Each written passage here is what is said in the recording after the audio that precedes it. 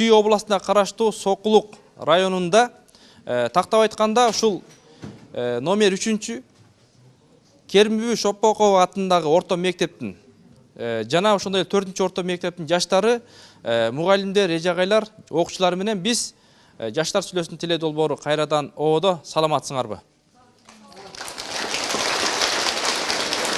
Анда мен ушул бүгүн урматтуу телекөрүүчү сиздер менен биз кайсыл темада деп ойлонуп олтурсаңыздар, жаштарыбыз албетте кээ бирөөлөр кумир издегендер өтө көп. Кээ бирөөлөргө Ильяс жакшы, кээ бирөөгө Султан жакшы, кээ бирөөлөргө Тайсон жакшы, кээ бирөөлөргө Жекжан жакшы.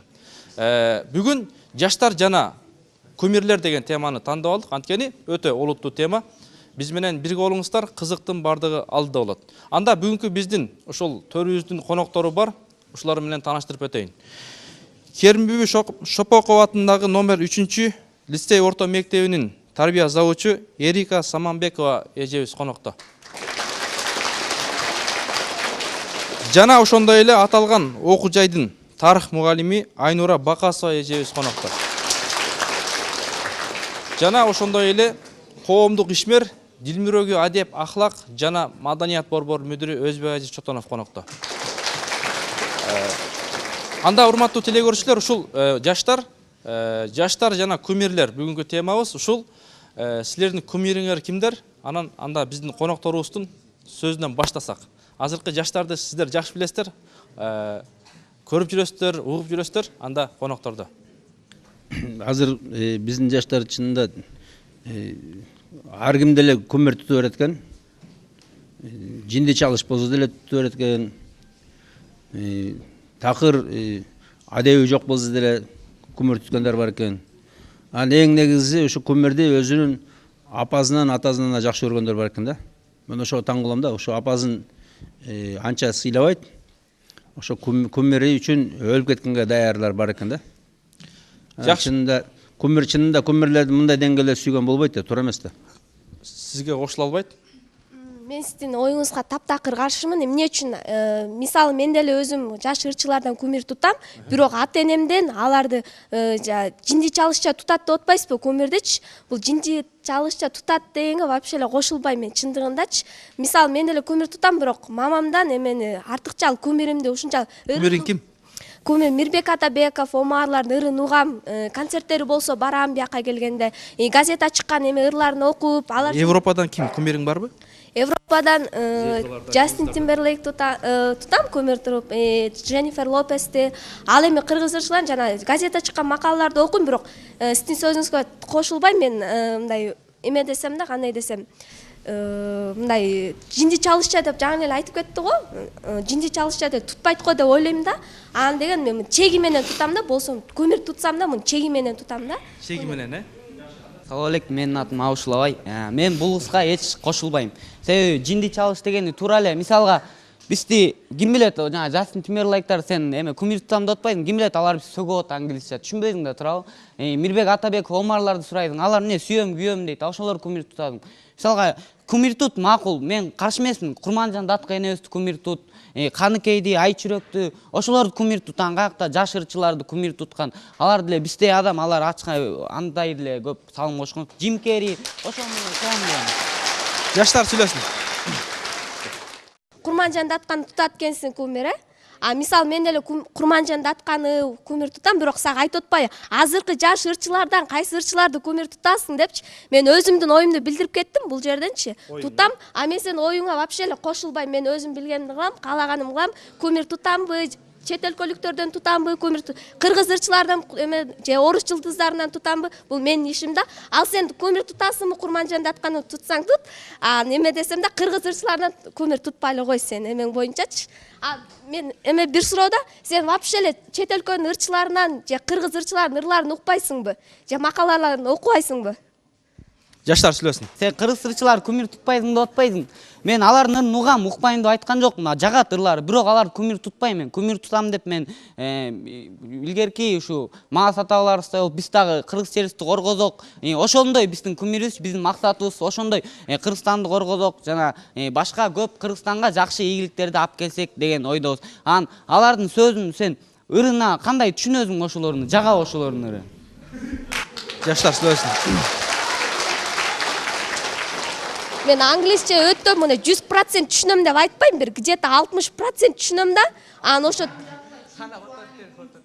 кыргыз ырчыларынын кыргызча сонун эле түшүнөм, ырларын угам. Жаштар сөйлесін. Мына жакшы, урматтуу кыздар, жигиттер, силер да ушул кумирлериңерди айтсаңар болот, аларды коргоп, кайсыл жагы жагат, кайсыл жагы жакпайт. Мен жана айтпадым жанагындай. Апасынан да жакшы көрөт экен. Атасынан да жакшы көрөт экен. Ойлойм да, апасынан ашып кумир тутпайт деп ойлойм да, мен оюмчачы чындыгында. Мен билбейм, мен ырчыларды апасынан, ата-энесинен кантип ашыкча кумир тутушат. Мен буга Мисалы кошулбайм. апасынын сүрөтүн алып жүрбөйт да. Үйүнө апасынын сүрөтүн. Мен ырчылардын да комнатасына. Анан комнатасын бәрін қарасаң, жаңағы танып алған эле бир негрлер, дагы кимдердин сүрөттөрүн илип алган да. Мен уюлдук телефонумда негрлердин да сүрөтү бар, кыргыз ырчыларынын да сүрөтү бар. Демек, эч кимдин көңүлүн калтырбайт экенсиң да? Ооба, бирок чындыгында мен апаман ашып кумир. Атаң сүрөтү барбы, атаң сүрөтү? Жок, атам сүрөтү жок. Ошо сен эме ошо кыргыз ырчылардын негрлердин сүрөтү бар экен да, эмнеге апаң менен атаңдын сүрөтү жок? Өз ошо телефонду атаң менен апаң сатып берген, сага аны Jennifer Lopez сатып берген эмес, туурабы? Сен каяктан билесиң? Может, аны мен тууган күнүмө мен бир туугандан подарок алган, мен ата-энем сатып калган эмес да. Мен сага айтып атам, мен жаңы эле айтып кеттим. Мен апамдын соткасы телефонумда мен апамдын сүрөтү бар, атамдын да сүрөтү бар. Кыргыз ырчыларынын сүрөттөрү бар деп айтып кетпедим мен сага. Бул жаңы эле минтип айтты. Мен телефонумда кыргыз ырчылардын сүрөтү бар, анан негрлердин сүрөтү бар деп. Бул агайы сурат, сен атаң сүрөтү барбы? Жок деди. Сен ошо туугандарың сатып берсе деле, сен туугандарың сатып бер да, Jennifer Lopez сен бир тууганың эмес да, туурабы? Мен бир тууганым Jennifer Lopez'ти мен бир тууганым деген жок. Мен сага кумир тутам деп атам. Бир тууган менен кумирдин айырмасы барбы? Аны кумир тутканда сени ким экениңди да билбейт да, сен телевизорго чыгып чөбөртөмөйүнчө атың чыкпайт, туурабы? Сен ойлоп атасыңбы, ырчылардын баары эле сеникени билиш керекпи депчи? Жок, мына кумир туткандан пайда жок. Аны кумир тутканда мына Абайдын сөзүнө 100% кошулам.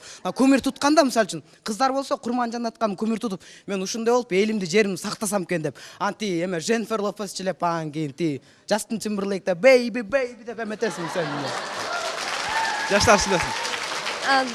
Бул жердечи эки бала тең жаңыдан эле Манасты Курманжанды атканы булар бул жерден өзү кыргызмын деп мындай эметип атышат да, мына оюмчачы. Типа биз патриотпуз, анан илгерки эмелерди кумир тутканбыз депчи. Ушу сөздөр жагып атканым, залга жагып аткан билип атышат. Негизи кумир тутасың жаш ырчыларынан десе, кай Курманжанды атканы Манасты айтып атышпайбы буларчы? Булар деле болушу мүмкүн да? Болушу мүмкүн, албетте, мен деле каршы эмес. Мен айтайынбы? Мен кумир тутпайм, мен өзүмдүн ата-энемди кумир тутам менчи. Бирок мен деле ырчы болгум келет, мен болом, Кудайым буйрса, кийин телевизордон көрүп каласыңар да. Мен ырчы болом, бирок мен өзүмдү кумир тутам да, башкаларды кумир тутуп, бирок ырларын угам. Анан сүрөтүн чаптап, анан тияка ага скотч кетирип, анан 5 тонн плакатка сатып келип, аны чаптагы чакты мен андан көрө өзүмдүн сүрөтүн чаптап албайм го эме комнатама. Жаштар сүйлөсүн. Саламатсыздар, урматтуу эже агайлар, жана ошондой эле окуучулар. Мен Муса Жангазиев атындагы Сокук номер 4 орто мектебинин 10 Б классынын окуучусу Ташматова Мөлтүрмүн. Азыр жаштар ушунчалык кызыл кандуубузда абдан ушунчалык ар кимдин ою бар да, туурабы? Мисалы үчүн бул айтып атса, сен туура эмессиң, мен туурамын деп айтып атасың. Бири-бирибизди туура түшүнүп, укканды үйрөнөлүчү. Биринчиденчи, азыр тем более адеп, иман агайыбыз келип отурат, кичине уважение деген болсунчу, айланайындар. Баарыбыздачы. Анан айтып атасыңар, кумир тутпаш керек, мындайтын эле. Кечээ эле биздин мектепте мен өзүм лично Курманжанда аткан ролун аткардым да. Ошондо баарыбыз айтып атабыз да, ой, патриот болуш керек, кыргыз элинин патриотубуз. Только кыргызча ырларды, мурунку ырларды укпайт азыр эч кимчи, мисалы үчүн. Баарыңар да болсун, бирок бири-бириңерди уккылачы, азыр ар ким өзүнүн. Сен кумириң барбы? Кумириң барбы? Чындыгында кумирим бар. Ооба. Мен өзүм Чыңгыз Айтматовду кумир тутам. Ошондуктан бирок кыргыз ырчыларынын жанагындай чыгармачылыгын баалайм. Батыштанчы? Батыштан өзүм Джессика Альбаны баалайм. Анткени деген ал өзү айтып кетсем, эмнеге деп баарыңар азыр абдан ойлонуп жатсаңар керек. Анткени деген мен анын чыгармачылыгын, аткарган ролдорун жана ошондой эле индиялык Притизинтаны баалайм. Анткени деген ал абдан көп кинолорго катышып, анын жөн эле чыгармачылыгын баалайм да. Мен прям ата-энемден аларды бийик тутуп анан жана ошондой эле андай кылбайм да. Мындай эле адамдык сапаты жагат деп эле айтам. Ошондуктан баарыбыз бири-бирибизди Жакшы. Жаштар сүйлөсүн. Анда дагы барбы? Жигиттер, кыздар? Азыркы эки кыз мынакей өзүнүн оюн айтты. Силердин да оюңар болсо, балким кумирлериңер болсо айтсаңар болот. Кел абай. Сен ошолорду кумир тутам деп эдиң, жүргөн жүрүшү жагат деп, жарым-жартылай кийинип, сүрөттөргө жылаңа түшкөн сүрөттөр жагат экен да сага, значит, Анан сен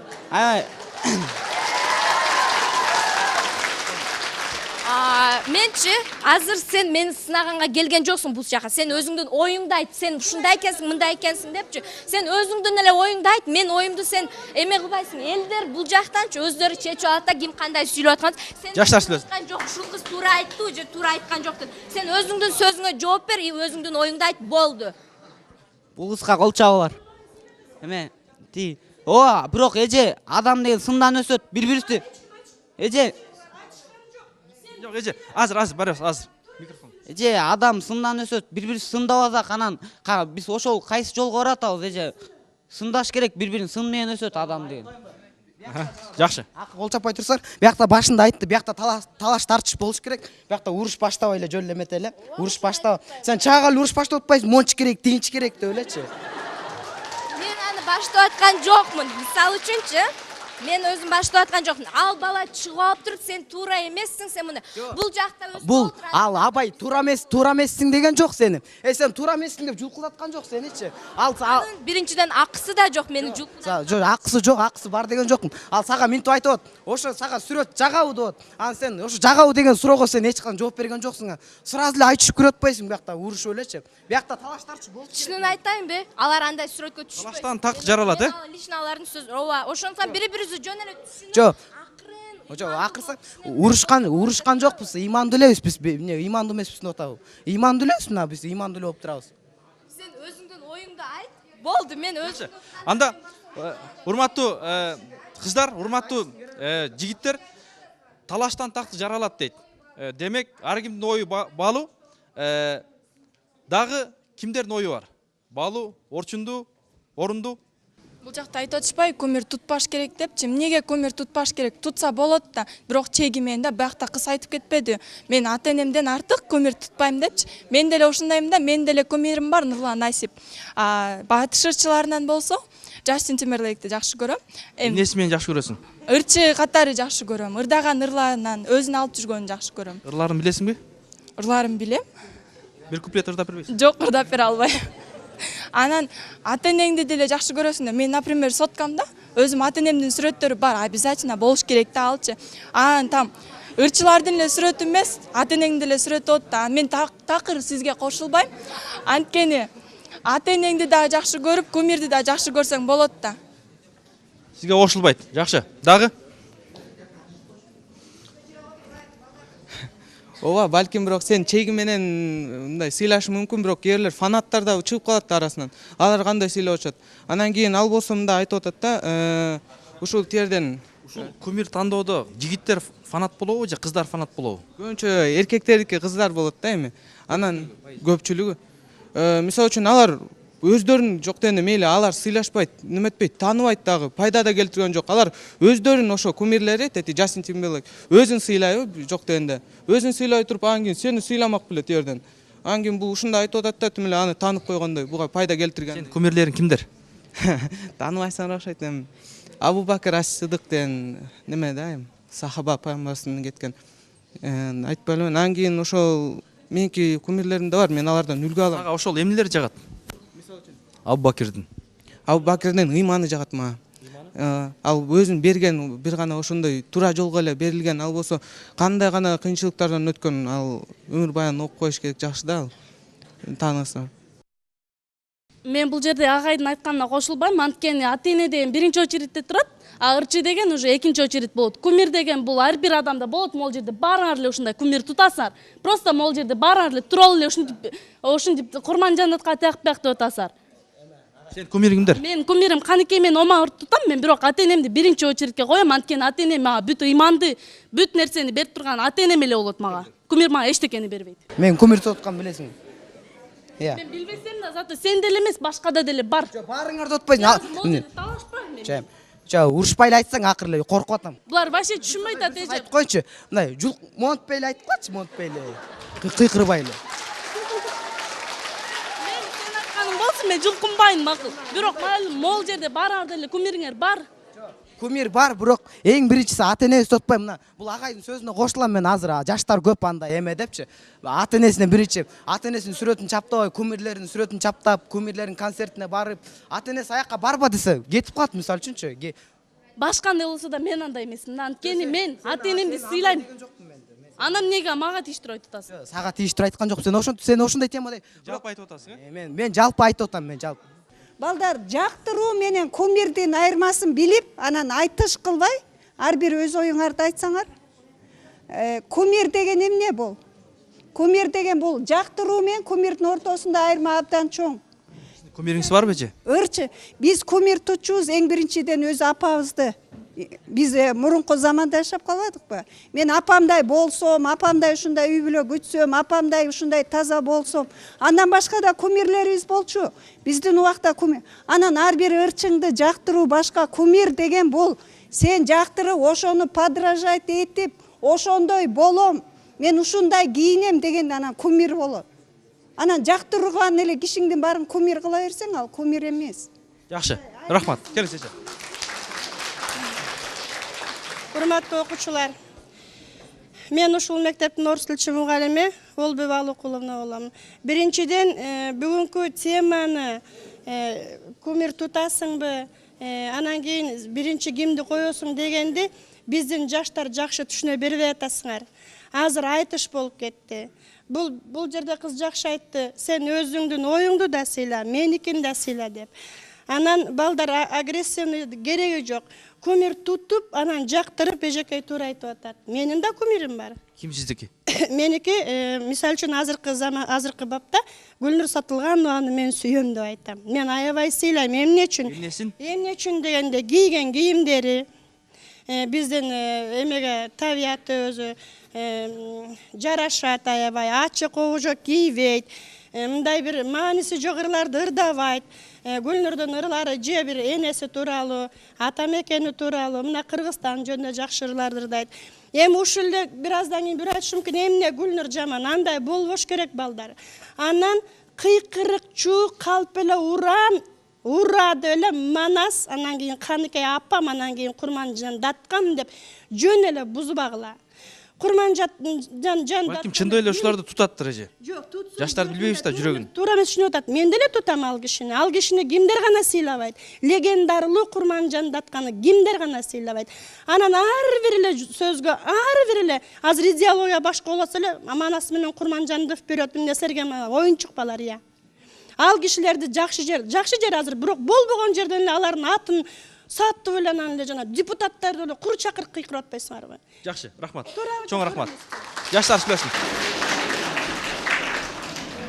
Бул эже айтып атпайбы азыр Курманжан датка эме манастарды эме мындай оюн кылбагыла депчи, бирок заман ошону талап кылып атат да. Өлкөбүз ушундай оор кырдаалда азырчы. Мисалы, бир эмес эки президентибиз качып кетти. Эгерде Исхак Разаковдой кумир тутса, сен таза болсоң, мен таза болсом, коом да таза болот деген сөз менен амал кылып жашасак болот да. Сенин кумириң ким? Менин кумирим мисалы Алкул Осмонов, Исхак Разаков ушундай коомго жана өзүбүздүн өлкөбүзгө татыктуу из калтырып кеткен да. Ал эми кыздар айтып атат, Омарды, Мирбек Атабековду кумир тутам депчи. Кумир тутуу деген жакшы эмеспи? Кумир тутууга татыктуу алар биринчиденчи. Туура ырларын биз деле татыктуу эмеспи? Ырларын биз деле угабыз. Бирок кумир тутуу деген, мисалы кумир тутуу деген көчөдө бассаң да ошону туурап, ошондой болоюн, мына мондай тарбиясы мага жагат деген да. А өздөрү кыз болсо кантип Омардай, Атабековдой эркек болот. Ушул жигитке кошуласыңар кыздар. Азыр Мисалы мен айтпадым жаңы эле Омарды, ырчылар, жаш ырчыларынан кумир тутам депчи, бирок мен ошолордой сен айтып атпайсың, балдардын кийимин кантип киймелиң, балдарга кантип окшошмойлуң деп. Окшошпойсуң, алардын ырларын угасың, сыйлайсың, ошонун эмелерин аласың. Мисалы үнү болсо, демек сага ырлар эле жагат, ырлары жагат, эми айтып атпай жаңы элечи, бала болуп кантип кыз болуп эме кумир тутасың депчи, тутасың, эмне үчүн тутпайсың? кумир тутам, а бирок мен айтпайм, мен анын кийиминде кылып кийинем өзүм депчи. Биз тутасың, ырларын угасың, макалларын окуйсуң да ошо да сага. Жакшы. Анда ушул арка жакта кыздар барбы? Арка жакка берели. Аркадагы кыздар, балдар, жигиттер. Кел ой. Мен кумирим Чыңгыз Айтматов. Мага мен дагы Чыңгыз Айтматовдай болгум келет. Анын жазган чыгармалары да мага жагат. Мен Кайсыл чыгармалар жагат сага? Чыпалак бала, Бүгөне, ошондор. Бүгөне, Чыпалак бала жагат, э? Ошо мен дагы ошондой болгум келет. Легендарный болгум келет, Чыңгыз Айтматовдай болуп. Бул жигит ушул мынакей Чыңгыз Айтматовдай болуп ушул чоң чыган залкар болсом дейт. Анда дагы жаштар барбы? Ушул өзүнүн оюн айта турган кумирлериңер кимдер? Барбы кыздардан? Балдар, жигиттер. Саламатсыңарбы? Мен бул агайдын сөзүнө кошулуп кетем, анткени бар да мынтип фанат тутам деп тимиле айкырып концертте тимиле айкырып баргандар. Ошолор кошулуп кетем да, мен эле ырчылардын атта ырларын угам, бирок ата энемден жакшы көргөн ырчыларым жок да. Биринчи очередь мага ата энем турат. Ата энемди аябай сыйлайм. Өлүчөктө ата энемди сыйлап жүрөмүн. Анан жанагы бар бирок фанаттар монтип тимеле ырчы үчүн ата энесин тыштап Жанын бергендер, бар андайлар жал көрүп жүрбөйсүңөр, ырчы үчүн өлүп жана Майкл Джексон эле өлгөндө аябай фанаттары ыйлашкан ошондо. Ата энесин ыйлагандай болуп, ыйлап жана Майкл Джексондун похоронуна барганда аябай ыйлап тимеле жерди тытышканда ата энесин андай кылышкан эмес алар. Ошон үчүн мен бул агайдын сөзүнө кошулуп кетем, 100%га чейин кошулуп кете берем. Жаштар сүйлөсүн. Жакшы, мына урматтуу жигиттер, кыздар, дагы кимдин кумирлери кандай? Ошолорду айтсаңар, жакшы жактарын, өзүңөргө жаккан жактарын. Зарина деген бекен бирөө бар экен да. Канат менен Зарина. Жок, жок. Канат менен Заринаны туткандар да бар экен. Ошо мен өлө алам дегенчи. Атасы өлсө, мына чоңдой айтканда атасы өлсө өлбөйт артынан. Анан жанагы али үйлөнүп эле келе бир жигит келип өлүп алса, артынан өлүп алат да. Вот ошондой болбошот да. Тем более ал туура кылган жок, аны эч ким билбейт анын эмне үчүн өлгөнүн.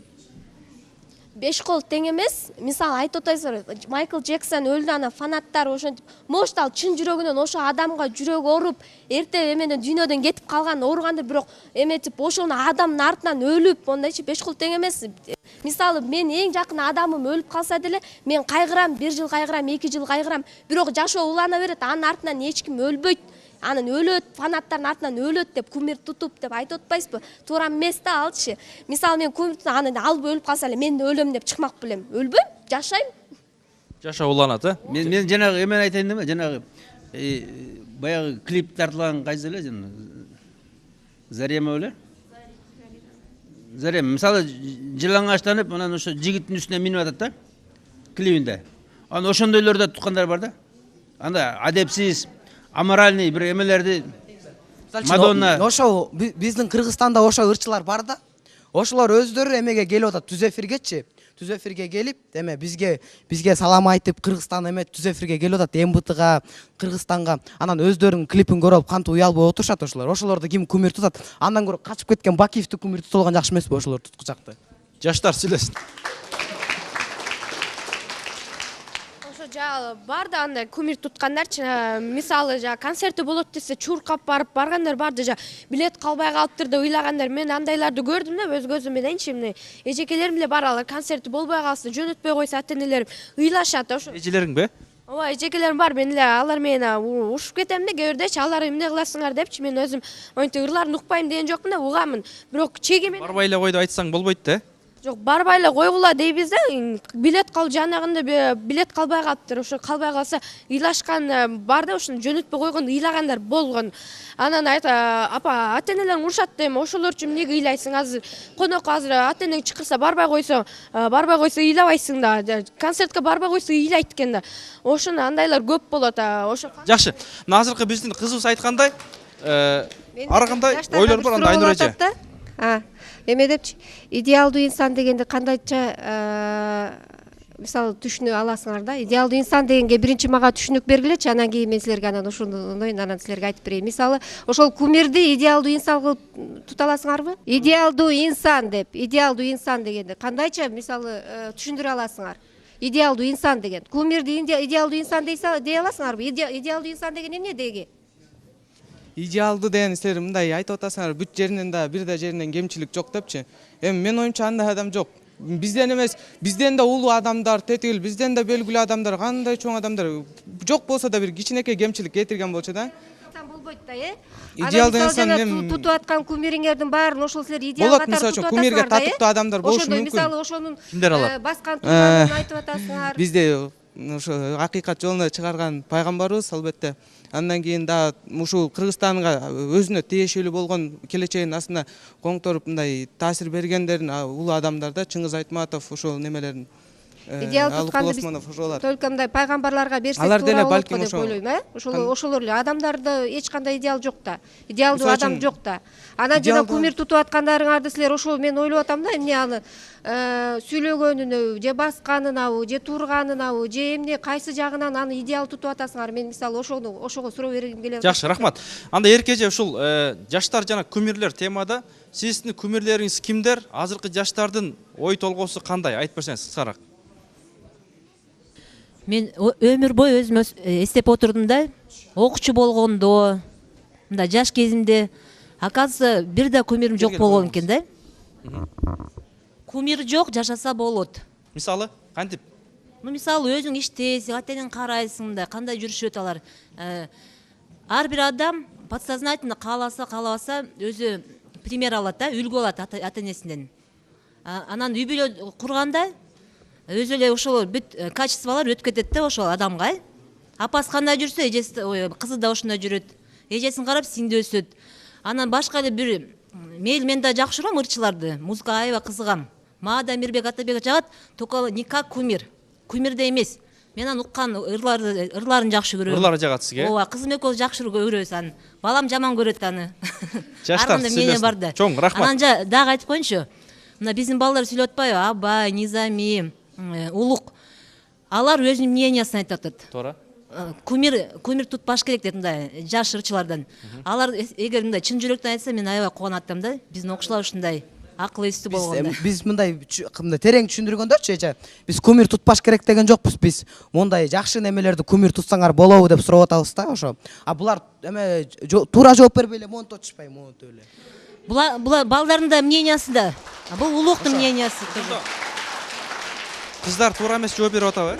Жок, мен буларды ар бир ой баалуу дейт турабы. Биздики туурабы же булардыкы туурабы ким билет, аны бир Кудай билет. Биз өзүбүздүкүн туура деген жокпуз. Биз буларга суроо берип атабыз. Ушулар тутсаңар болобу, аларды тутпастан деп ушинтип эмедет. Ушинтип суроо берип атсак, булар бизге туура эмес жооп берип атат. Бизди кагып силкип урушуп атышат. Ошон үчүнчү балдар, 3-4 мектептин балдары келгиле ынтымакка, мындай культурно маданияттуу алпаранга чакырып атам. Жакшы, кыздар, жигиттер барбы сүйлөгөн? Саламатсыздар, урматтуу аудитория жана эже агайлар. Бул жакта мен бул кызга суроо бергим келип атат да, что айтты, ата-энесин эң биринчиден кумир тутам депчи. Анан кээ бир ар кандай баардык адам бирдей эмес, ар кандай адамдар бар. Мисалы, ата-энесин тааныбаган адамдар бар, ата-энеси таштап кеткен, ата-энеси бакпаган адамдар бар. Может алар ата-энесинен да артык көрөт, алар ата-энесин тааныбайт, ата-энесинин сыйын көргөн эмес. Ошондуктан алар ата-энесин тааныбаган үчүн андан дагы кандай десем жакшы көрүп, кумир туткан адамы ата-энесинен да жакын болуп калышы мүмкүн да. Мисалы жана детдомдо өскөн балдар ата-энесин такыр тааныбайт да. Анан алар деген жүрүп кийин деген кумир тутат мындай башка адамдарды. Например, мен Роза Отунбаеваны кумир тутам. Себеби ал адам бүт жагынан төп келишкен адам.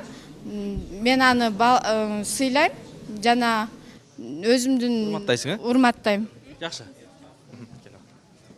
Тияктан бир кыз айтып кетти, биринчи орунда ата-энемди, анан экинчи орунда кумирди коем деп. Эмне үчүн экинчи орунда мугалим эмес, эже сиңдиси эмес? Макул, ошол кумири жакшы адам болсо тутсун, ырчыларды экинчи орунга койгонго болбойт го дейм.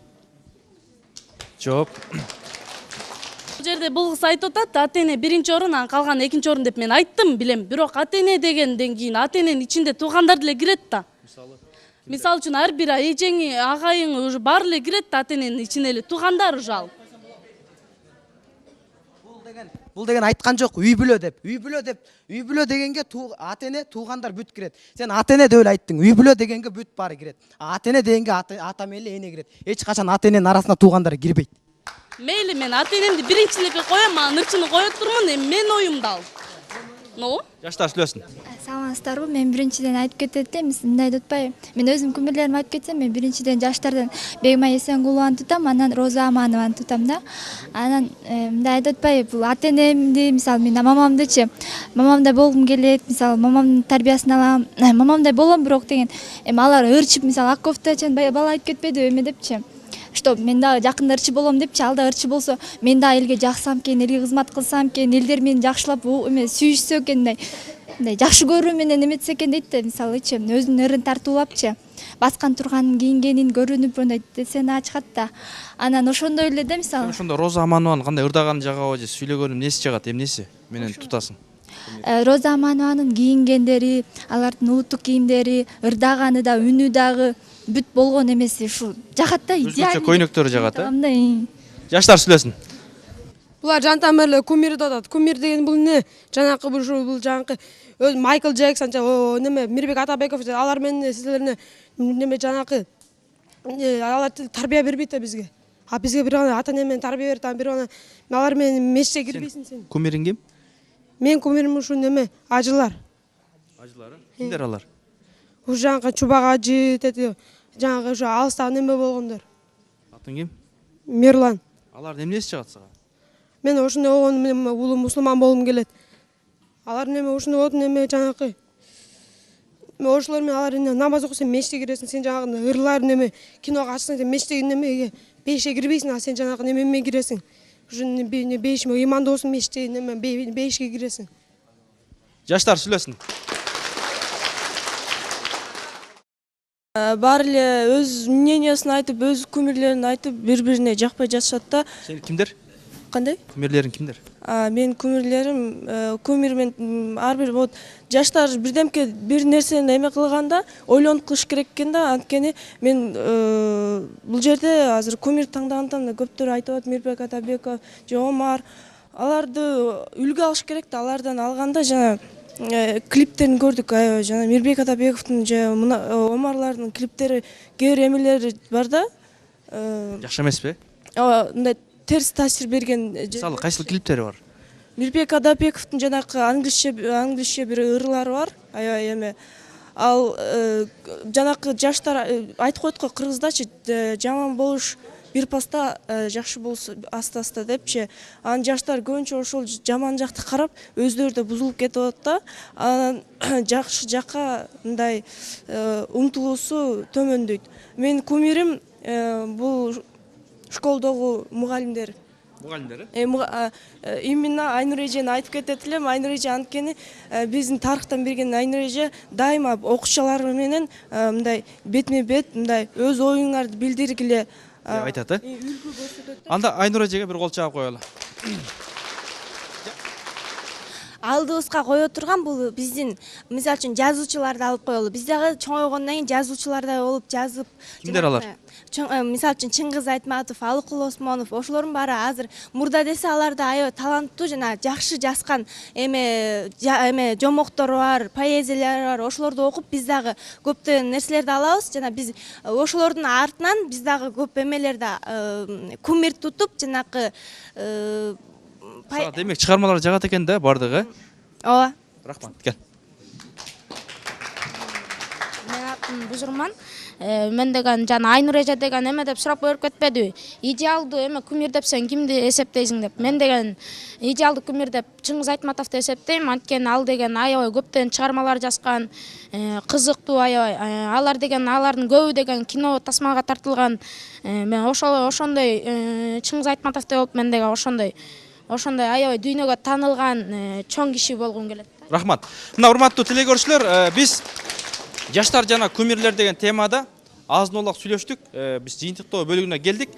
Анда урматтуу жаштар 10 секундтан кыска нуска силер кумирлериңер эмнеси менен жагат, эмне пайдаласыңар, анда кыска нуска айтсаңар. Буга чейин мурдакы айта кеткендей, кумирди тутканга пайгамбарларды болот, себеби ал 24 саат бою өз милдетин аткарган болчу, ал татыктуу да, чынын айтсакчы. Кумир тутканга болот, ал татыктуу. Мына Анан кийин алар айткан сөздөрү баары тең бизге үлгү. Анан кийин ошо айткан сөзүн айта кетсем, мисалы үчүн мындай хадис айтып кеткен да пайгамбарыбыз саллаллаху алейхи ва саллям. Кимдир бирөө мааниси боюнча өзүн мусулмандар башка бир элди туураса деген, ал адамдар бизден эмес деген. Ушул хадиске бирке жакшыраак көңүл буралы да, жакшылап ой салалы. Рахмат, жакшы кел.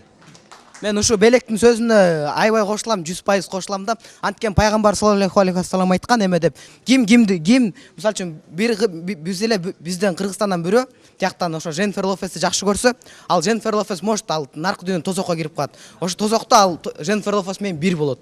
Ошо андан көрө көбүбүздүн кыргыздуу эле ыймандуу эле өзүбүздүн ыймандуу эле элдерибизди күмүр туталы, жакшы көрөлү. Рахмат, жакшы. Күмүр тутаардын алдында ойлонуш керек. Кимди күмүр тутам депчи, күмүр тутаардын алдында ойлонуш керек. Ал мага үлгү бере алабы, бере албайбы?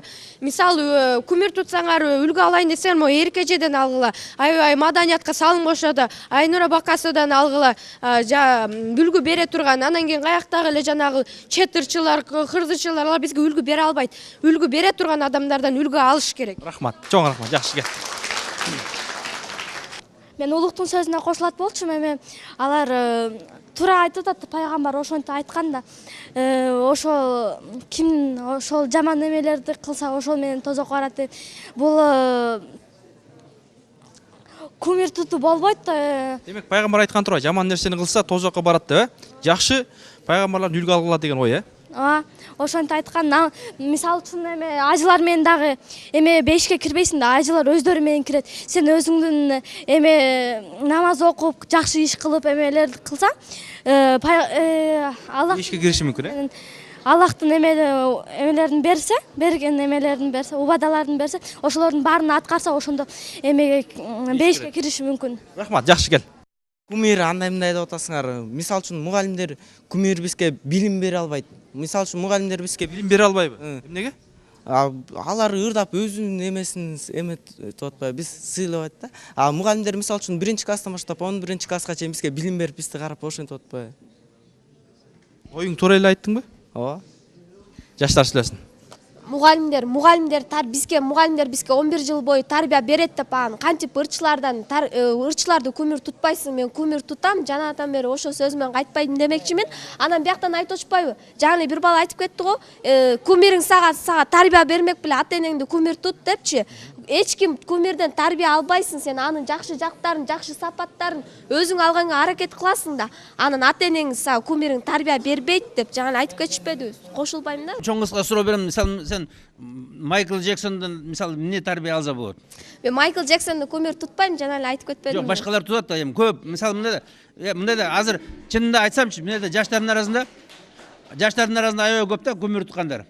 Мисалы мына Майкл Джексондон эмне алат, ошо эле булар эмне алат, мен мисалычы. Сен айтпадың тарбия алат, булар ким күмүр тутат? Булардан эмне алат ошо Майкл Джексондон? Жана кыйшаңдан башка. Өзүм айтып кетсем, Дженнифер Лопести күмүр тутам дебедимби менчи? Мисалы мен анын дегенчи жалым эмеси, жылаңач бийлеп эметет, адам күмүр албагыла деп атышат. Мен анын жаман жактарын албайм өзүмөчү. Мисалы анын бийлеген жагы жагат, мисалы мен анын мош мага стили жагат, мен ошол жагын алам да. Ар ким эле бийлей албайт, чындыгында мөлтүр айтып аткандайчы, анын жакшы жактарын алам, мен жаман жактарын албайм, өзүмө тиешелүү гана нерселерин алам. Жана мисалы Зарина Хасанова, мисалы берде жаштар бар, Зарина Хасанованы күмүр туткан, үйүнө сүрөттөрүн илген башкалар. Ошолор эмне үлгү алат Зарина Хасановадан? Эмне үлгү алат деп атпайсызбы? Алар өзүнө жараштыкта, ар кимдин өзүнүн иши алчы. Зарина Хасанова күмүр. Сага жагабы? Зарина Хасанова деген ырчын көп деле тааныбайт экенмин, чынын айтсам. Жаштар сөзсүн. Ошо күмүр тутуп атпайсың сенчи? Ошо күмүр тутуп атканың ошо. Сен Дженнифер Лопести мисалы жана күмүр тутам дедиң, туурабы? Ошентип бийлегиң келеби? Жаңы эле айтып кетпедимби? Ар бир киши эле Дженнифер Лопести бийлей албайт депчи. Мен албетте күмүр тутам, мен ал сөз менен кайтпайм. Сен жаңы эле айтып атпайсыңбы? Ал менин оюм. Жана эле башында сүйлөштүк, менин оюмду тепселебейсиң, мен сеникini тепселебейм. Сен өзүңдүн оюңду туура дейсиң, мен өзүмдүн оюмду туура деп эсептейм. Жаштар сүйлөсүн. Сен Дженнифер Лопести күмүр тутат экенсиң, жакшы. Албетте сен тааныбайт, бирок жок дегенде ал Кыргызстан деген өлкө бар экенин билеби? Кыргызстан деген өлкө, анын күмүриң экен, анын туулган күнүн билесиң жок дегенде күмүриңдин? Бул жердечи биринчи башында бул жерде кыздар айтып кетти, ар ким өзүнүн каалаганын кылат. Бул жакта айтты, Курманжандаткан деп бул жакта. Күмүриң ким? Менин күмүрүм, мен биринчиден албетте ата энемди энемди апам жолуну жолдогум келет. Бул демек кумир болот да. А мен баарын айткым келет эле, эч качан ырчыларды кумир тутпагыла деп. Айтып кетти баары эле кийимин жактырам, үнүн, басканын, ошондой кийимдерин жактырам деп. А бул байлыкка кызыккан болот да. Муну кумир деп мен баалабайм. Тиякта айтып кеттик, кумир тутканды силер чаташтырып жатасыңар окшойт. Кумир тутканда ошол адамдын жолун жолдоо болуп саналат. А силер алардын жөн эле талантын баалап жаткан болосуңар, алардын ырдаганы жакса. Рахмат, кел. Мен бул жактан не только ырчыларды, мугалимдерди деле кумир тутса деп ойлойм. Анткени мен класс жетекчим Солтой кызы Миргүл эжени кумир тутам, өзүм ошол эжеге окшоп жүргүм келет. Анын таалим тарбиясы мага аябай таасир этет. Анан ошол эжекеме окшоп жүргүм келет. Обязательно мындай ата-энени да жакшы көрүш керек. Мен мамам төрөсө ушунча бакса, мен кантип мамамды экинчи орунга коюп коем. Обязательно мен мамамды биринчи орунга коем. Чоң рахмат, кел. Саламатсыздарбы? Мен бул жакта эжелерге кошулуп кетмекмин. Биринчи орунда деген ата-энени коюш керек. Анткени ата-эне деген бул баарыбызды дүйнөгө алып келген ата-эне болуп саналат. Сен кол телефонуңдун фонунда сүрөтүндө ким бар? Эме бар да, менде мындай суроо бар да. Ийни менен. Темирлан, менде мындай суроо бар да, мисалы мында баары кыздар, баары ата-энебиз кумир тапсайт, бирок кумирлериңер менен урушасыңар. Үйүңөрдө кумирлериңер менен айтышасыңар. Кумирлериңерди капа кыласыңар. Апаңарды капа кыласыңар, апаңар менен урушасыңар, тилин албайсыңар, уруксатсыз кетесиңер. Көп кыздар балдар ушинтет да. Бизге бул кумир туткан адам деген абдан жакшы сабак болду да. Эми түшүнбөгөндөр кумир айтып кетпеди жана кумир тутуу менен жактыруу эки асман менен жердей депчи. Эми мына түшүндүк да, действительно түшүндүк кантип кандай адамдарды кумир тутканды, анан жактыруу деген кандай болот экен.